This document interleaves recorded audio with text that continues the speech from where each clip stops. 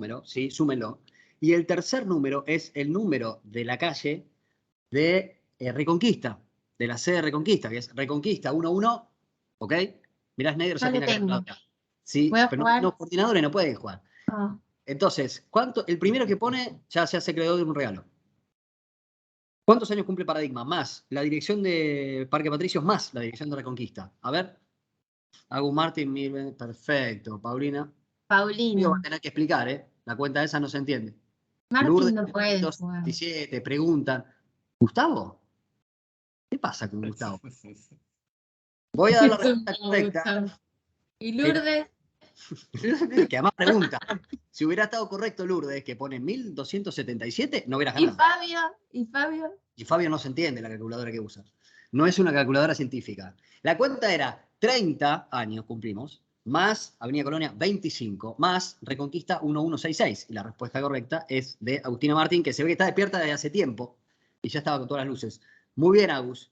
Y también muy bien Paulina Massa, que también se va a hacer acreedor de un regalo. Pues tuvieron ahí las respuestas, el mismo minuto.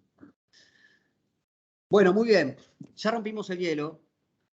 Ya somos unos cuantos para poder empezar. Ya lo tenemos a Matías, que ya estás con la cámara y entiendo que con el micrófono, así que estamos todos más tranquilos. Estamos bien. ¿Estamos bien? Estamos respirando. Estamos bien. Respiremos todos. Bueno, muy bien. Bueno, vamos a comenzar con este Leading Voices, el número 6. Y para comenzar, lo primero que vamos a hacer es agradecerte a vos, Matías, que te hayas sumado. Para nosotros es un honor, sobre todo para los que estuvimos participando de las charlas previas con vos. Y estuvimos armando esta, que tuvo bastante dedicación. Ya estamos con muchas ganas, ya decíamos internamente, vengan porque va a estar buenísimo. Avancemos un poquito así a los nuevos que vienen a Leading Voices, les cuento un poco. Que Leading Voices es parte de una actividad, un paraguas que nosotros tenemos, algo así como un paraguas que se llama Punto de Encuentro, en donde vamos haciendo actividades en donde lo que esperamos es seguir practicando la cultura del encuentro, puede ser presencial, puede ser digital, como es esta oportunidad, y también algo que nos marca mucho a nosotros, que es el aprendizaje, ¿no? Entonces, en general, si estamos encontrándonos y aprendiendo, nosotros ya nos gusta decirle que es un punto de encuentro y entendemos que eso es lo que va a pasar hoy, ¿no? Así que avancemos así hacemos una presentación rápida para que la gente mire, que seguramente ya estuvieron investigando, no es algo nuevo, ¿no? Un poquito del recorrido de Matías, que ahora vamos a contar lo interesante. Ahí tienen un poco el recorrido de las empresas, esto ustedes lo pueden ver, ya se dan cuenta que esta charla pinta bien, pinta interesante, hay un montón de cosas para recorrer. Y ahora vamos a empezar con una pregunta, que así se dio la charla exploratoria con Matías al principio. Le hicimos una primera pregunta y se dio una dinámica muy linda en donde Matías nos contó un poco el recorrido, no desde que nació, un poquito más adelante, y hasta llegar a hoy. Y yo les quiero decir dos cosas para que estemos atentos, que son las cosas que yo prestaba atención, que es, fíjense en ese recorrido que ahora Matías nos va a contar con esta pregunta disparadora, cómo aparece el tema de las relaciones. O sea, en la charla cuando Matías nos empezaba a contar, yo empecé a tomar nota de todas las personas que Matías nombraba. Y en 10 minutos anoté como 12. Personas que lo marcaron, que le tiraron una punta, que le hicieron un comentario acertado en el momento indicado, o que Matías salió a buscar y a preguntar. Entonces, el primer tema que yo los invito a mirar es cómo juega el tema de las relaciones en la historia que Matías ahora nos va a contar de cómo llegó hasta acá. Y el otro es la inquietud, la búsqueda, ¿no? El tema de siempre tener esa chispa que hoy mismo van a ver en la charla que se nota que tiene Matías de seguir buscando. Son dos cosas que me parece que nos acercan mucho porque en el mundo de la consultoría el tema de las relaciones, el networking, el ir generando puentes es muy de nosotros. Y el tema de tener esa chispa de inquietud y de curiosidad también. Así que yo creo que lo vamos a disfrutar mucho y nos vamos a sentir muy próximos. Mientras nosotros estamos charlando, ustedes pueden poner preguntas en el chat, como siempre, y nosotros las vamos a ir recogiendo y las vamos a ir intercalando en el medio de la conversación. Así que adelante con preguntar. La pregunta disparadora entonces es, hola Matías, ¿cómo estás? ¿Cómo llegaste hasta acá? Bueno, primero mil gracias por invitarme. Para mí es definitivamente un honor estar con ustedes. He tenido muchas charlas casuales, bueno, con los equipos que me tocaron trabajar de Paradigma. Les diría que una de las, o varias anécdotas que guardo con Paradigma son las que antes de cada reunión que tenemos, mínimo hay una charla mínimo de 15, 20 minutos de donde o yo les cuento algo que me pasó en el día o ahí Luisito, a quien conozco hace un tiempo ya, cuenta también algunas anécdotas de su lado, con lo cual nada, es un placer hablar con ustedes en el día de hoy. Gracias. Así que bueno, bienvenidos a todos y gracias por, nada, por dedicar este tiempo para escuchar mi historia. Bueno, a ver, mi historia comienza cuando nací. No, ya sé que dijiste que no. No, Tanto no. Escuchame, pero ya un son y poquito, 41. un poquito más tarde, un poquito más tarde. Bueno, la verdad que la historia fue desde un poco lo que decías Martín, es cierto. Hay un poco de la búsqueda, pero siento que mi historia es no tan planificada, para serles honesto, y como que generalmente me guié mucho por lo que me fue diciendo el estómago, ¿no? Y ahí empezamos con la primera relación, que sí era mi abuelo, que siempre me dijo eso, ¿viste? Y es algo que aprendí de chico, a cualquier decisión es mejor tomarla con el estómago que con la cabeza, ¿no? Y que es muy raro que se confunda. No es imposible porque también pasa, ¿no? Pero todo arranca con una sensación de estómago que fue, digamos, cuando estaba estudiando en una universidad en Argentina y a los 2 años de haber ya obviamente cursado, eh, un amigo de mi padre, que en ese momento era director de Techint, Eric Rona, me dice, yo creo que vos te confundiste de universidad. Yo creo que vos te tenés que cambiar de universidad.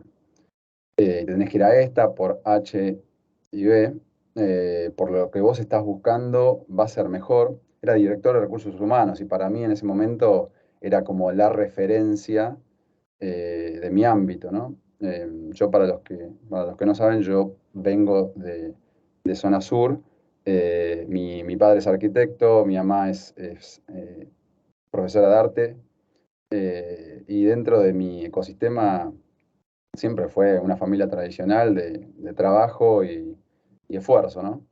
Entonces, cuando tenía de repente alguien así, como Eric, bueno, era muy relevante su palabra. Entonces, todo arrancó tipo, voy a tirar 2 años a la basura, porque lo peor de todo era que me estaba pasando de universidad privada a universidad pública, a la UBA, y como saben, el reconocimiento de materias de un lado hacia el otro, casi que les diría es total, pero del otro lado hacia la universidad pública es muy, muy limitado, ¿no?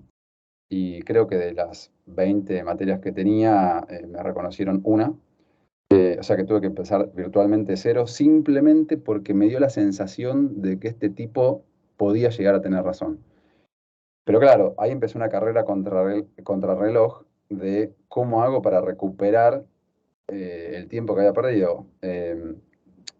Y bueno, y ahí lo que empecé a hacer es no solamente meter más materias de lo que tenía que meter. eh, Todos los veranos no fueron los veranos más tranquilos de mi vida, en el sentido de que estudiaba para rendir materias libres y también en los cuatrimestres metía también otras materias.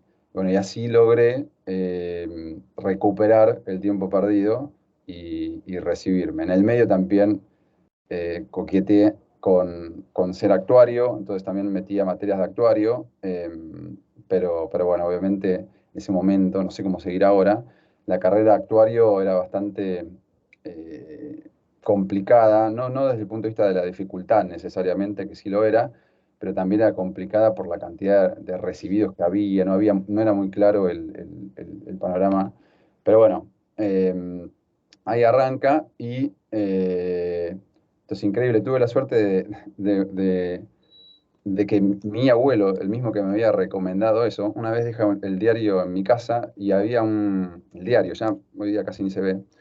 En ese momento había un anuncio de un programa que era de los jóvenes profesionales de Unilever, era un plato de polenta, ¿no? Y decía, si tenés polenta, inscribite acá. Y bueno, vieron cómo son esos procesos que son, nada, de muchas entrevistas y que, bueno, va como decantando en un grupito chiquito de personas que son las que terminamos entrando y en ese momento era muy divertido porque esas personas eran como, imagínense, como compañeros de clase dentro de una empresa enorme como es Unilever, ¿no? Y compañeros de clase que de repente tenían viajes y ¿para qué? Para un pseudo entrenamiento les diría de liderazgo, pero claro, por la ausencia de liderazgo que teníamos en ese momento. Y en uno de esos viajes fue a Bándaro, en México. Conocí a la que en ese momento terminó siendo mi novia. Eh, Palabras más, palabras menos. El padre de ella había estudiado en Harvard y eso para mí era anecdótico, pero la verdad que es una familia que yo, a la cual quise mucho. Obviamente, como se imaginarán, fue mi novia en ese momento, haberse casado con 3 hijos y y una cuarta en realidad que está al nacer. Pero bueno, la verdad que me adoptaron y el padre de mi exnovia es como que era un poco su pseudo hijo, ¿no? Y dijo, no, vos tenés que estudiar afuera, vos tenés que estudiar afuera. Y yo, imagínense de vuelta, les conté la anécdota, digamos, de dónde vengo, etcétera, porque no, ni siquiera estaba dentro de mis planes, porque no, ni siquiera sabía de la existencia, y yo pensaba que estudiar afuera, obviamente, era para personas de una situación económica distinta a mi realidad en ese momento. Entonces, honestamente, nunca me lo planteé. Pero este tipo dijo, vos tenés que estudiar, y me ayudó muchísimo, en el sentido de que medio como que me abrió la puerta hacia lo que tenía que hacer y me empezó a conectar con personas para que yo empiece a entender lo que debía hacer si quería estudiar afuera. Y así fue que eh, estudié, hice los exámenes típicos que hay que hacer para estudiar en estas universidades. Estudiaba durante el trabajo también, porque bueno, obviamente no llegaba, yo laburaba bastante y no llegaba a estudiar de noche, así que estudiaba durante el trabajo y bueno, finalmente logré entrar, ¿no? Misteriosamente al único lugar donde dije que no automáticamente fue a Harvard. A pesar de toda la relación, obviamente como se imaginan, había mucha presión para mi éxito en cuanto a lo que es el entrar en ese momento a alguna universidad. Y bueno, obviamente esa presión hizo que no solamente dejemos de estar de novios con esa chica y obviamente mis no ganas, por así decirlo, de ir a la única universidad que había sido como o hubiera sido el sueño del padre, ¿no? Y así fue como arranca todo. Espera, eh, pero vos, perdón, fíjense sí, cómo es una historia profesional, pero también una historia de amor. Porque absolutamente. recién empezamos y ya cortó con la novia, ya pasan cosas.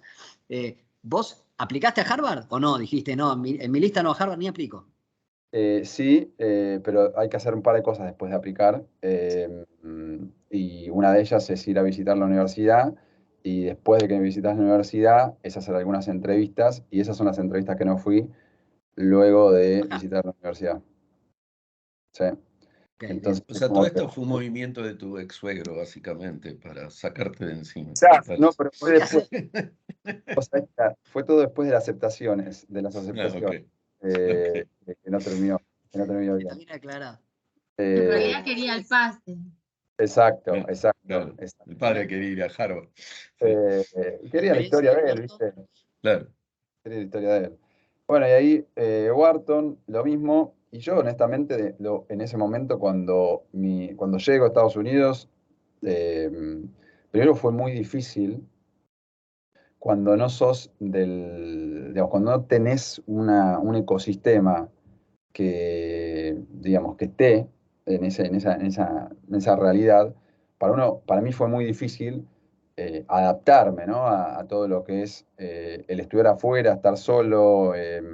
No les digo, yo siempre fui bastante de cocinar y de ayudar en mi casa, por lo tanto no es que me sentía, viste, que no podía ni cocinar un huevo duro, pero sí, no les voy a negar, extrañaba muchísimo a mis amigos, a mi familia. Imagínense lo que fue el evento cuando yo me fui. Era tipo, faltaba el camión de bomberos, ¿viste? Ahí dando la vuelta a la plaza. No, lo único que quería era volver a Argentina, después de hacer el posgrado. Y entonces, obviamente, mi búsqueda, después, no sé si saben cómo funcionan los posgrados, o los MBAs, que ni bien llegás a los 3 meses, que estás como medio ahí cazando un poco la onda digamos, de la universidad, empiezan las entrevistas, y las entrevistas en este contexto son entrevistas, o es un proceso bastante incómodo, en el sentido de que hay mucha competencia, obviamente contra tus mismos compañeros, de los cuales medio como que te estás haciendo amigo, porque claro, no hay posiciones para tirar manteca al techo. En ese momento todos querían los mismos lugares. Ahora probablemente la situación haya cambiado bastante y por lo tanto las sillas que había disponibles eran menos que la cantidad de voluntarios, ¿no? Entonces había mucha competencia, pero claro, cuando yo ya cerré el foco a quiero volver, quiero volver, quiero volver, ahí la cantidad de empresas se achicó muchísimo más y sobre todo la cantidad de oficinas dentro de las empresas se achicó también. Entonces, así fue que em, hice una pasantía en McKinsey y bueno, las pasantías, en el medio del MBA, se define si te dan o no una oferta formal y por suerte en ese momento me la dieron. Bueno, esa fue la última vez que pisé Argentina, en el sentido de que una vez que acepté esa oferta para McKinsey, después todos mis trabajos, salvo un pequeño proyecto, fueron fuera de Argentina. Pero bueno, obviamente lo que yo quería era estar en Argentina por lo menos los fines de semana, cuando se podía, eh, con mi familia, con mis amigos, etc. Y bueno, y así fue que McKinsey, divertido, muy divertido. La experiencia de consultoría me pareció espectacular. Un poco les contaba a los chicos cuando hablamos hace 2 semanas. Eh, pero me faltaba la sensación en realidad tuve una sensación en McKinsey, por eso les decía del estómago, de que me contactaron de Quilmes y para una posición nada que ver con la mía. Eh, en realidad dijeron, che, estamos probando algo con 3 personas. Una estaba en Argentina y las otras dos no recuerdo en qué países. O sea, la que estábamos en Argentina, obviamente yo era una propuesta, pero no sabemos muy bien, es un proyecto nuevo que queremos ver, traer personas así y ver qué onda. Bueno, entonces ahí como que la verdad, como era tan abierto, no es que diga, es parte de mi trayectoria profesional, es parte de lo que quiero, pero me generó algo de vuelta en la panza, algo positivo y vamos al desafío. Eh, no fue tan fácil irse de Mac, la verdad, pero vamos para frente. Y en ese momento, eh, McKinsey era como muy formal. Entiendo que ahora probablemente debe seguir siendo, no tanto como en ese momento, pero muy formal desde el punto de vista de la vestimenta, ¿no? Y bueno, camisa con gemelos, bueno, corbata, toda la onda esa. Claro, de buenas a primeras estaba en Pompeya, en una planta, en realidad en una planta, un centro de distribución, yendo a trabajar con mi camisa con gemelos, obviamente sin corbata, pues sabía que no era sin corbata, pero no tenía otra camisa. Y en ese momento también tenía un Mini Cooper. Claro, llego a Pompeya, camisa con gemelos, con el Mini Cooper, y el que era mi jefe en ese momento, Ponto, me dice, esto no va a caminar, me dice. No va a caminar. Yo era en ese momento jefe de ventas, sería la posición, y yo estaba como una suerte de rotación. Me dice, vos tenés, o sea, no vas a empatizar con los vendedores, con camisa con gemelos, llegás con ese auto y obviamente no. Vos tenés que ir a visitar clientes, no podés ir a visitar clientes con ese auto. Bueno, así fue un poco mi ingreso a Quilmes. Ahí me llevo obviamente muchos amigos de ese momento, eh, porque la verdad que yo no era lo que parecía lo que venía, ¿no? Parecía el pibe con gemelos, con el Mini, parecía una cosa que claramente yo no era. Entonces al final del día terminamos siendo muy amigos y bueno, con Ponto, nada, también, ¿no? Y bueno, ahí obviamente pasé por muchas posiciones, por suerte, porque estaba en este programa que estaban viendo en algún punto qué pasa cuando traes una persona. No había un programa de MBAs en ese momento, y es como que nosotros empezamos como a ver cómo hubiese sido un programa similar a Post MBAs, ¿no? Y bueno, un poco ayudamos a pensar en eso y roté por varias posiciones. Y ya lo último, la última posición, es cuando recibo el llamado de mi actual socio, mi actual cofundador. Un día de la noche, 11 de la noche, me dice, ¿estás para hacer algo? ¿A qué te referís? Me dice, hagamos algo juntos. Y siempre había quedado como esa espina de cómo aprovechar más el network, ¿no? El network de la universidad, ¿no? Y ahí también una cosa que me quedó marcada siempre es cómo que al final del día las relaciones son mucho más importantes que en ese caso haber estudiado, ¿no? Yo venía de una familia tradicional donde lo importante era el estudio y las relaciones era lo que venía después del estudio, pero lo primero era estudiar, ¿no? Y la mamá de un amigo, Matías, ahí te hago una pregunta. ¿En qué momento fue? Porque vas contando todas las personas con las que te fuiste cruzando, un poco lo que decía Martín al principio, y que vos te vas manejando, te fuiste manejando un poco por el estómago. ¿En qué momento hiciste ese clic? No respecto al estómago, porque entiendo que eso te fue llevando hacia adelante, esa misma inquietud que vos tenés, pero ¿en qué momento hiciste ese clic o cuándo te diste cuenta la importancia de lo que vos estás diciendo, de esto de las relaciones, el networking? mira, solo me di cuenta después de que hice el MBA, porque esta conversación con la mamá de este chico fue en una visita, digamos, Grace Arián, fue una visita que hizo a Edu en su momento y fuimos a comer a un restaurante y ahí ahí me explicó, me dijo, no, no es por ahí. Son las relaciones, generar relaciones, que es el activo más importante que te vas a llevar de acá. No es el que te saques una nota alta, una nota más o menos, sino es lo otro. Y como que me intercaló, pero tampoco es que pude cambiar mucho porque también estaba muy presionado con poder, digamos, rendir, ¿no? Y que me vaya bien, poder tener un trabajo y poder volver, ¿no? Pero me empezó a pegar fuerte cuando volví a Mac y cuando estaba en Quilmes, porque digo, che, al final del día no estoy utilizando nada de todo ese network para ninguna cosa, porque en McKinsey, como no sé si saben, pero todos son exactamente iguales, todos vienen de las mismas universidades, con lo cual si quieren tu diferencial no es ninguno, probablemente es alguna cualidad o capacidad diferencial que puedas llegar a tener o no. Y en Quilmes, bueno, es una mega industria que cualquier tipo de contacto es como que no va a ayudar necesariamente. Dije, ¿cómo lo aprovecho? Y les diría que esa sensación de aprovechar el network, más las ganas de trabajar con Mati, con el otro Mati, fueron las que dijeron, bueno, vamos, sí, a nada. Porque la verdad que cuando me dijo, hagamos algo, no es que hagamos algo, planifiquemos algo y a nada. Fue tipo a renunciar y a ver qué onda. Y así fue que empezamos a ver alternativas.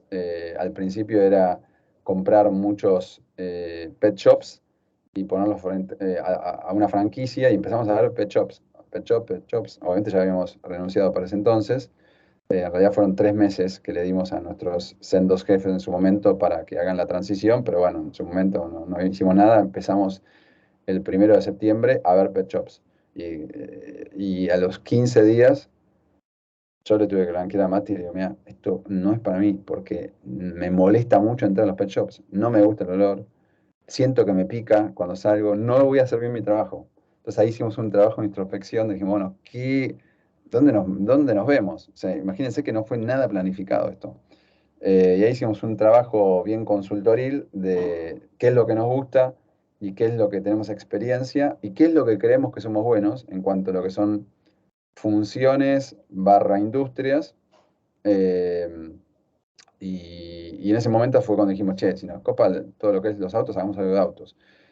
Y ahí también de casualidad conocimos en realidad había trabajado con Mati Ezequiel Galcarami, que es bueno, hoy día creo que sigue siendo, es el presidente de la Asociación de Emprendedores, que tiene una empresa que se llama Simplicar, y que nos invitó a sumarse. La característica que tenía Simplicar es que gran parte de los dueños de Simplicar son dueños de concesionarias de autos. Y entonces está buenísimo porque íbamos a hacer algo en la industria de autos y también con el que manejaba la red de emprendedores más grande de Argentina. Entonces dijimos, es Alcoyana, Alcoyana, nosotros no habíamos emprendido, vamos a aprender de Ezequiel. Y por otro lado, vamos a poder aprender de la industria justamente por los socios que vamos a tener. Y bueno, y ahí fue que eh, invertimos plata y también tiempo. La verdad que le fue muy bien a Simplicar en ese momento. Y ahí es cuando yo soy bastante inquieto y dije, bueno, ya está, esto ya está, next. Entonces me fui a Estados Unidos para ver qué modelos de negocio había en Estados Unidos y ahí vi dos, ¿no? Long story short, ahí es cuando Mati arranca Carby, y yo arranco un modelo que hoy día en Argentina se llama OLX Autos, eh, de autos usados, donde recibo un llamado de otro amigo que había trabajado conmigo en McKinsey, que se llama Agustín Garicoche, de OLX. Me dice, che, sé que estás armando algo de autos usados, hagámoslo juntos. Bueno, ahí hicimos OLX Autos, fue como un JV entre OLX y nosotros. Y a los meses de haberlo inaugurado, nos compraron en algún punto, o sea, es como que compraron nuestra participación y ahí seguimos con Carby, o sea, full time. Yo me sumé full time con Carby. Y ahí fue cuando salimos de Argentina, nos metimos en Brasil y por suerte, nada, la historia está teniendo un recorrido lindo, ¿no? Y llegamos a Luisito, que no sé cómo llamamos a Luisito, me contacta, lo contacto y empezamos a trabajar juntos y después me propusieron estar acá con ustedes. Bien, ahí Se aceleró mucho la última parte, ¿no? Sí, Parece que Carby fue, listo, hagámoslo, terminó. exacto. sobre ese tenés como, obviamente, lógicamente, un ser emprendedor, y ahí lo que te pregunto es que cuáles son las cualidades o qué es lo que vos valorás de la gente con la que has hecho y haces negocios, digamos. ¿Cuáles son esas cualidades que a vos también te impulsan y te motivan? Y hablabas recién de Paradigma y de Luis, en ese sentido también preguntarte cuál fue el complemento que encontraste, digamos, en Paradigma, y también preguntarte de nuestra parte cuál es el desafío que sentís que tiene Paradigma, digamos, de cara a empresas nativas digitales, como en el caso de Carby, ¿no? Bien. Respecto a lo que busco, creo que para mí la resiliencia y la transparencia son valores muy, muy importantes, ¿no? En las personas primero, eh, y bueno, y obviamente en este mundo no es la excepción. Y la resiliencia porque es muy difícil construir algo, ¿no? Es muy frustrante, tiene muchas cosas, obviamente, muchas alegrías, pero también tiene muchas frustraciones y manejar esos picos y esos valles es muy difícil. Y lo único digamos, que te sostiene con un humor equilibrado, por así decirlo, es esa resiliencia y obviamente cuando te pegás un par de golpes, pero después salís, empezás como a tener esa sensación de que podés con todo, ¿no? Y obviamente eso también implica que no te la creas cuando estás en los picos y tampoco te sientas el peor del mundo cuando estás en los valles, ¿no? Es un poco ese es lo que aprendí durante este tiempo, a cómo, viste, un día malo, al otro día probablemente va a haber un día bueno, o sea, siempre hay una pelota más para encestar, ¿no? Eh, entonces es como que eso te diría que la resiliencia es muy importante y la transparencia es igual de importante.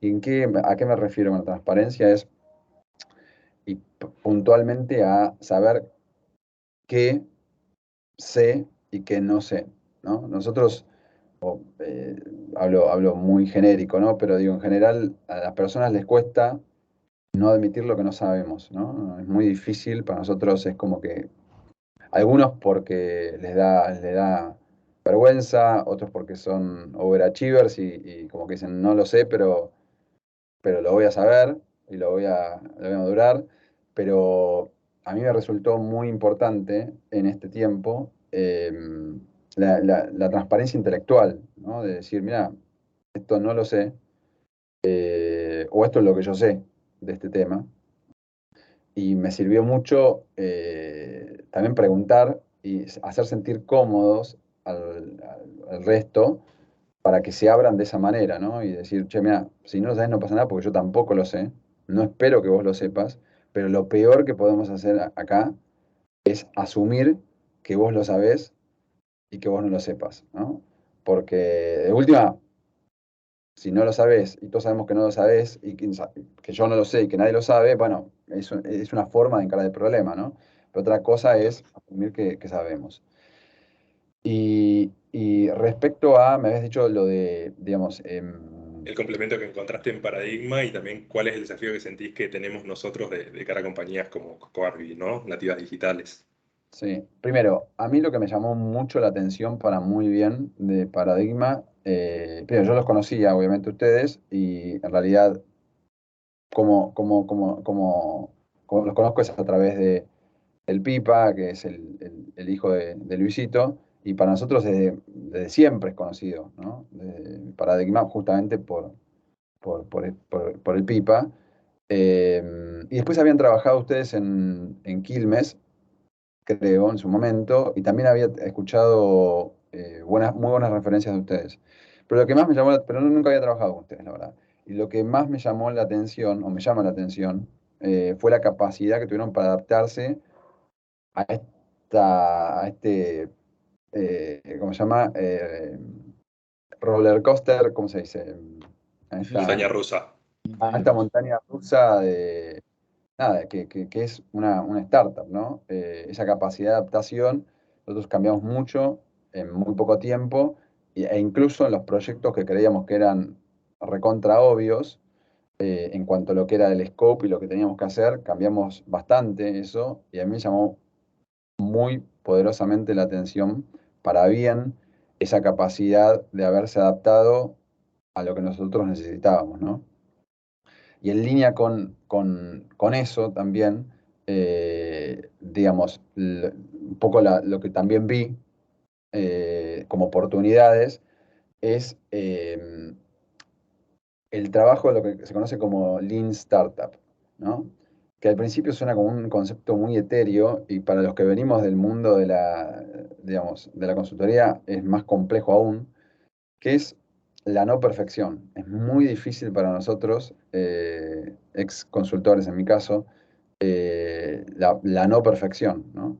El problema es que en estas empresas lo que nos tocó aprender a nosotros fue el estar muy lejos de la perfección es el camino correcto. El estar en una dirección correcta es lo que más importa, pero esa dirección correcta, encontrarla lo antes posible. Entonces, qué termina pasando? ¿No? Que se piensa mucho menos y se ejecuta mucho más, y a través de la ejecución te das cuenta si estás o no en el camino correcto antes de lo que te hubiese demorado una planificación.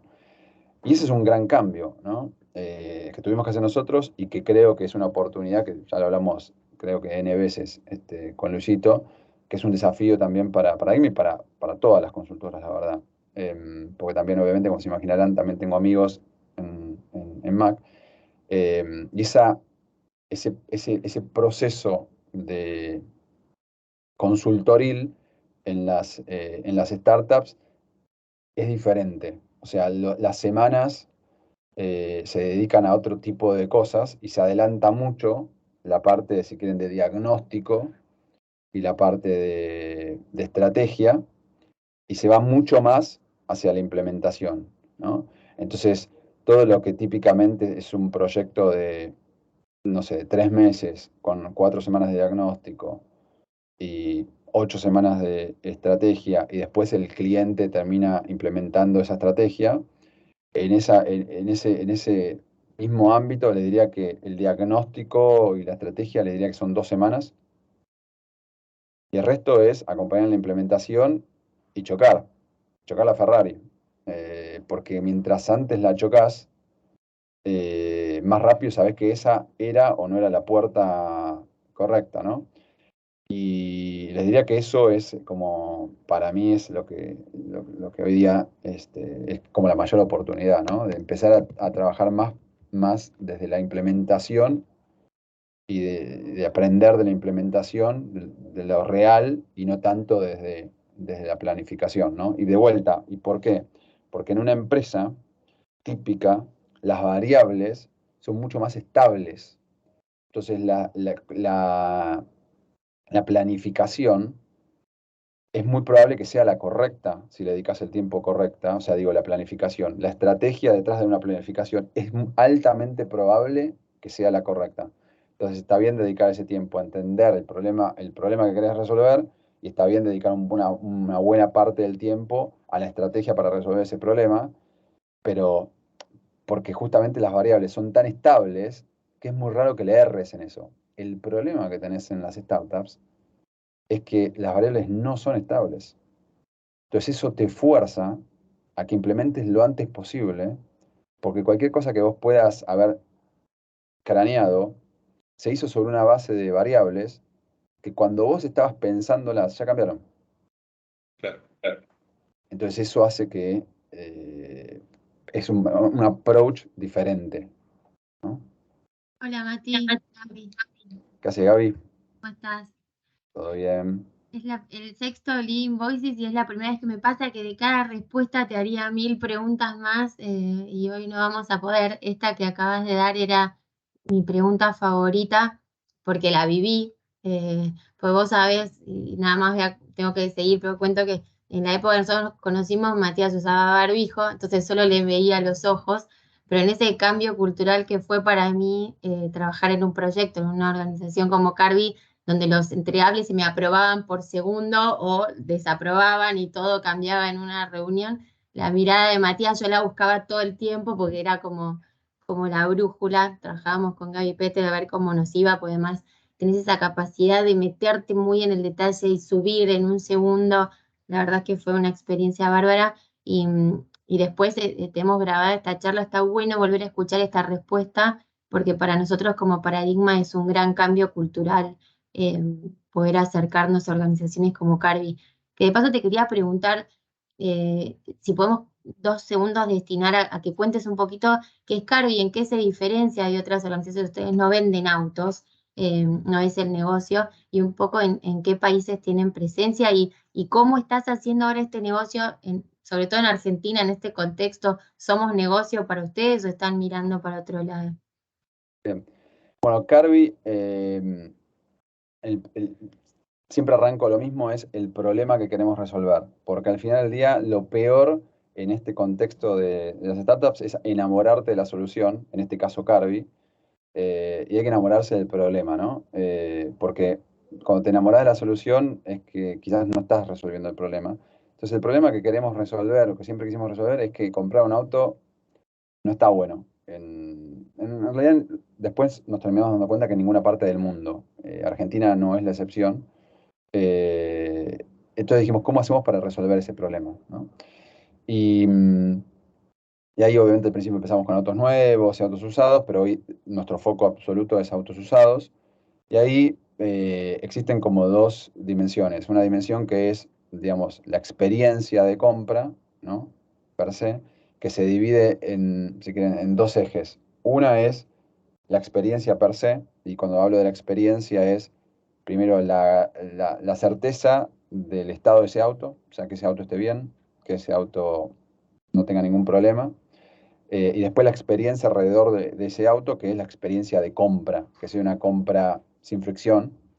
Y por el otro lado es que tenga opciones, ¿no? Entonces, un ejemplo típico de esto, y por eso les hago estos dos ejes, imagínense que acá tienen la calidad de la experiencia y acá tienen la cantidad de autos que ustedes pueden elegir, digamos, con esa misma calidad y esa misma experiencia de compra.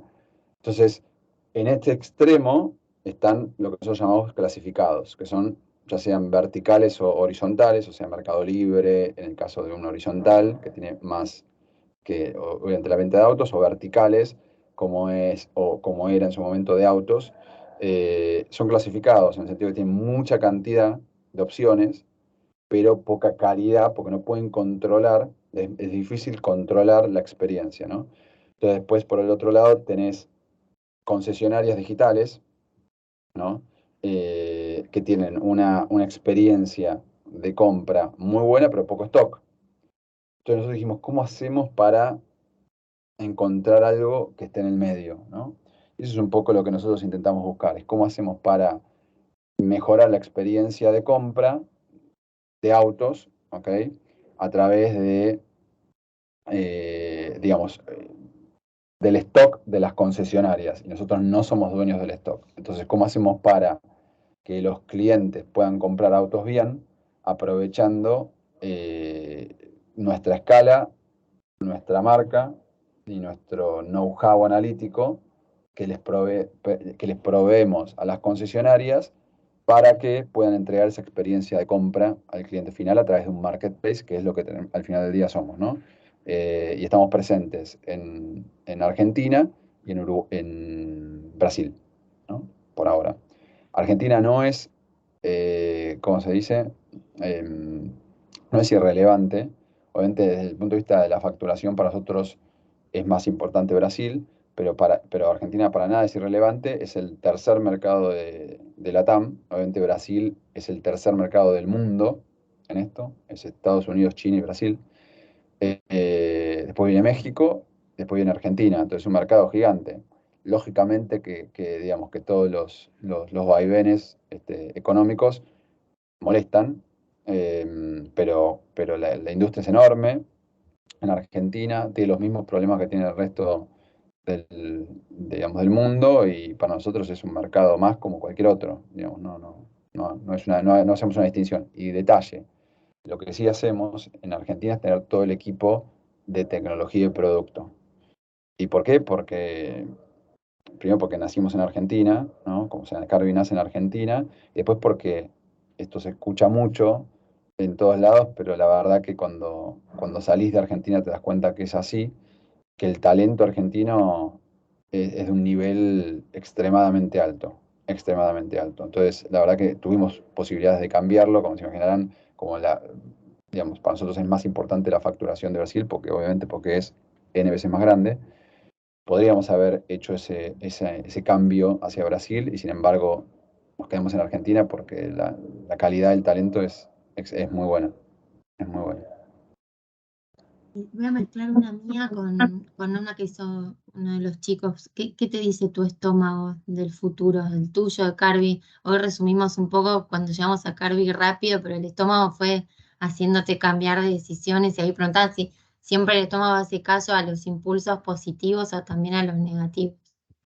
Sí, no, digamos, la intuición en este momento, obviamente, eso es lo que no se sabe, ese es el lado B de las startups. Cuando vos arrancás una startup, quizás morís con la startup.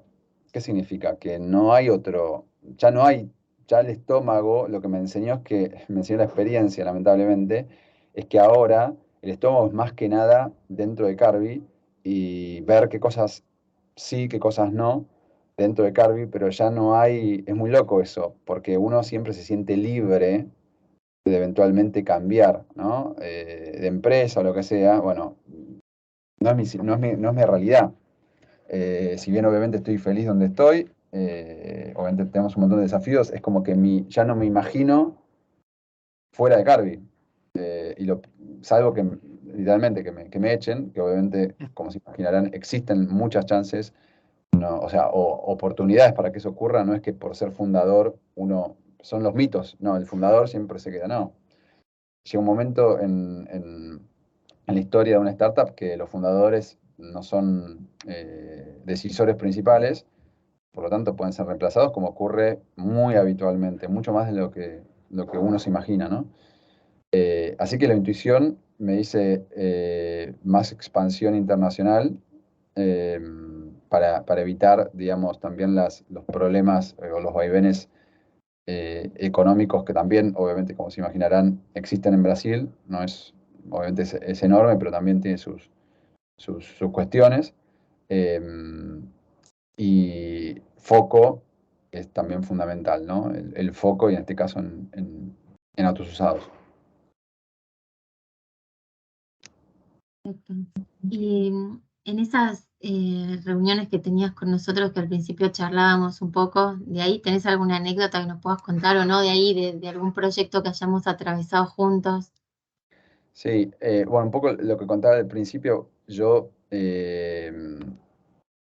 lo que más disfruté, es increíble, ¿no? Pero lo que más disfruté son las charlas que no tenían tanto que ver con el trabajo, con ustedes, lo que más disfruto. Es eso.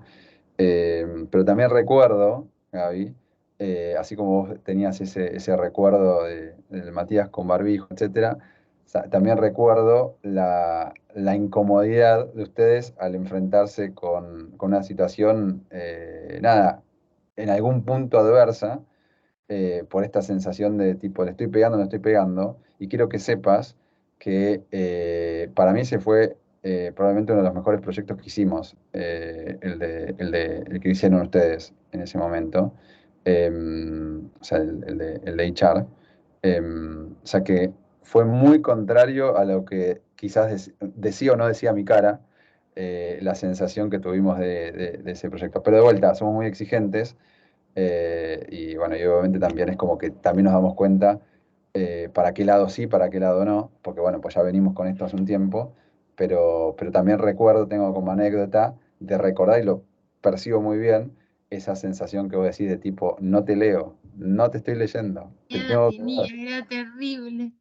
Me sentía consultoría 1, pero bueno, que fue, porque yo me reinventé, aprendí un montón con ustedes, estuvo buenísimo. Y no, y Así que nosotros gracias. Bueno, lo dejo a Luis, que también te quiere hacer No, algún comentario. básicamente, primero de todo, volver a agradecer que estés acá y nos estés regalando tu tiempo. Creo que está Tommy también, así que gracias. No sé, probablemente haya alguien más, pero no lo veo. Eso primero y principal. Las charlas, creo que las disfrutamos todos, ¿no? Y por eso se dan, y que creo que finalmente, como vos hablabas, más allá de las relaciones, está ese encuentro emocional, ¿no? Que hace un poco la diferencia todavía del ser humano, ¿sí?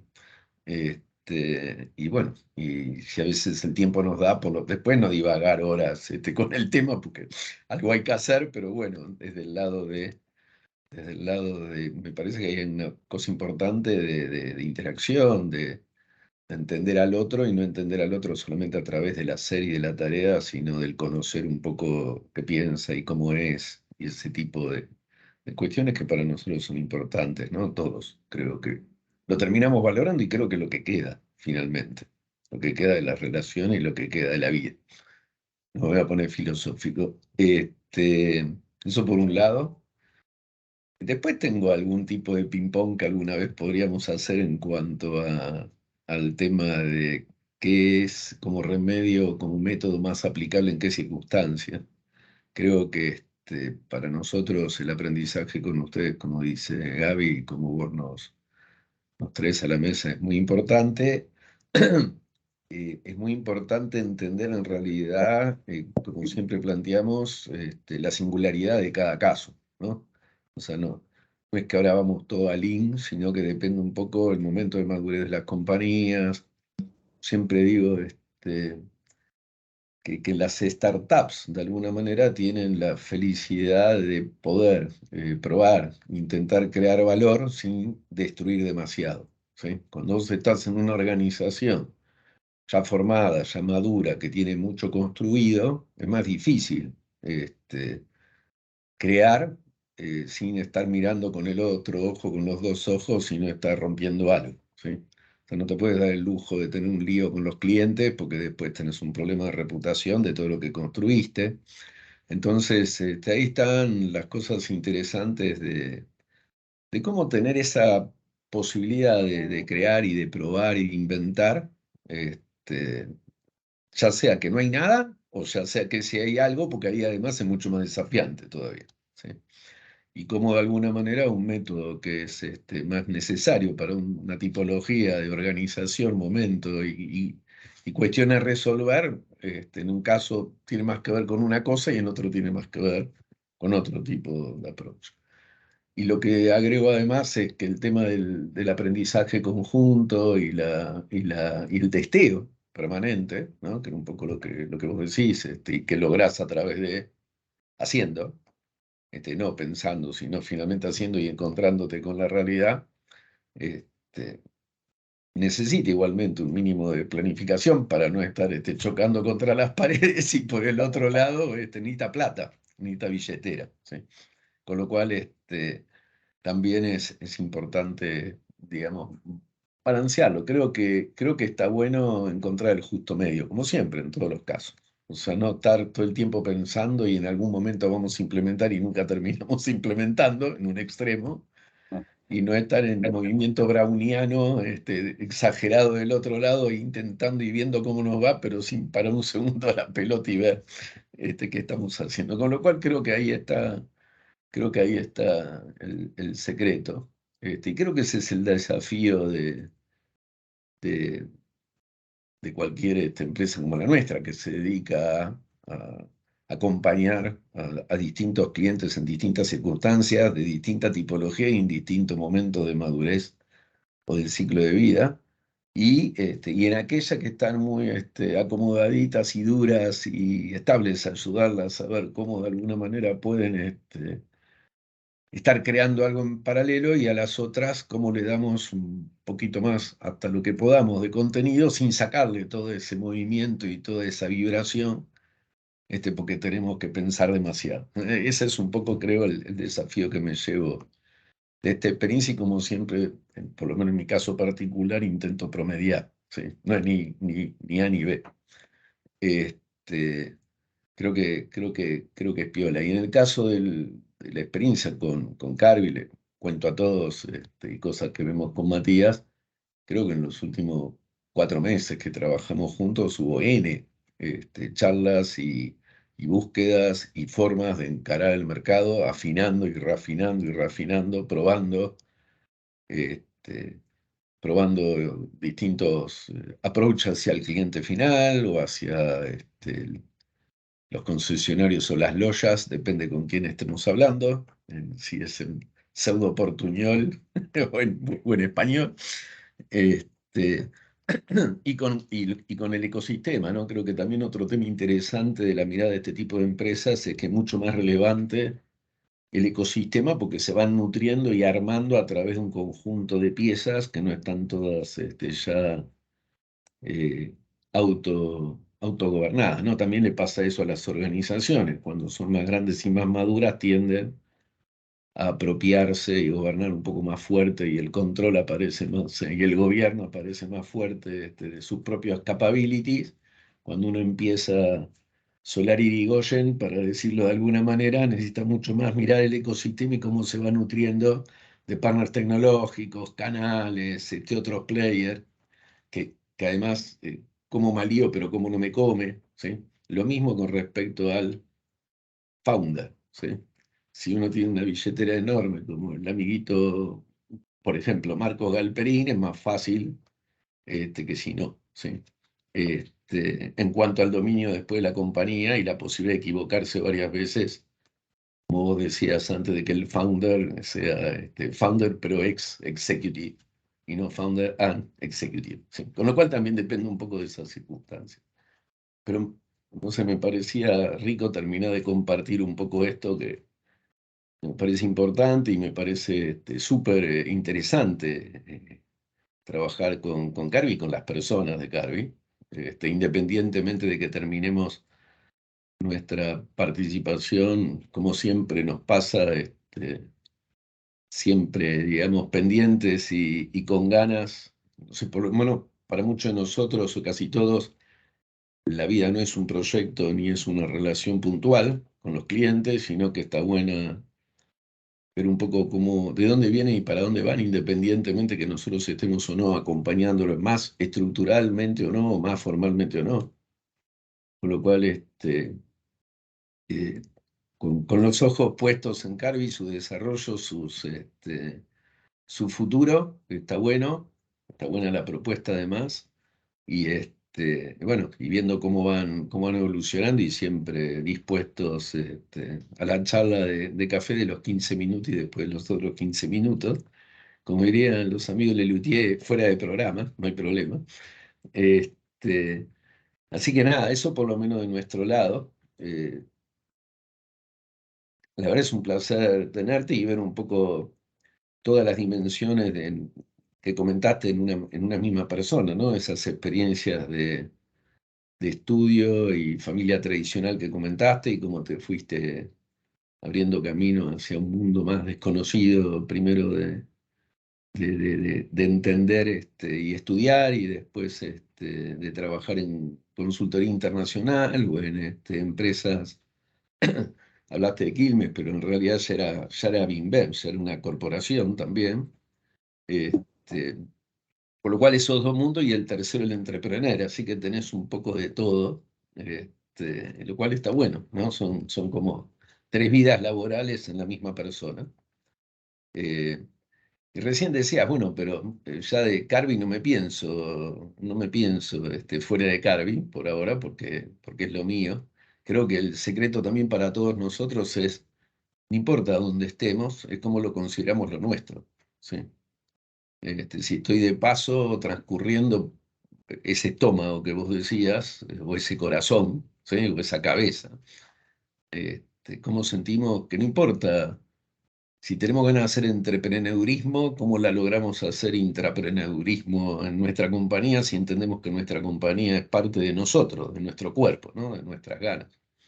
Creo que también ahí hay un tema interesante eso parecen las viejas novelas digamos, la cosa no está afuera, está dentro nuestro y cómo nos sentimos nosotros engaged, sería un poco la palabra así, fancy consultoril, con lo que estamos haciendo independientemente de qué forma tenga, ¿sí? Nosotros siempre decimos, en una empresa de consultoría, además tenés más libertad de hacer lo que quieras, porque no tenés máquinas, no tenés producto tangible, la podés ir transformando a la forma de hecho podríamos hacer startups adentro de la propia empresa, cosa que en algún momento fuimos haciendo. Bueno, es cuestión de generar el ámbito, sostenerlo, etcétera, pagar la fiesta, bueno, ese tipo de cuestiones.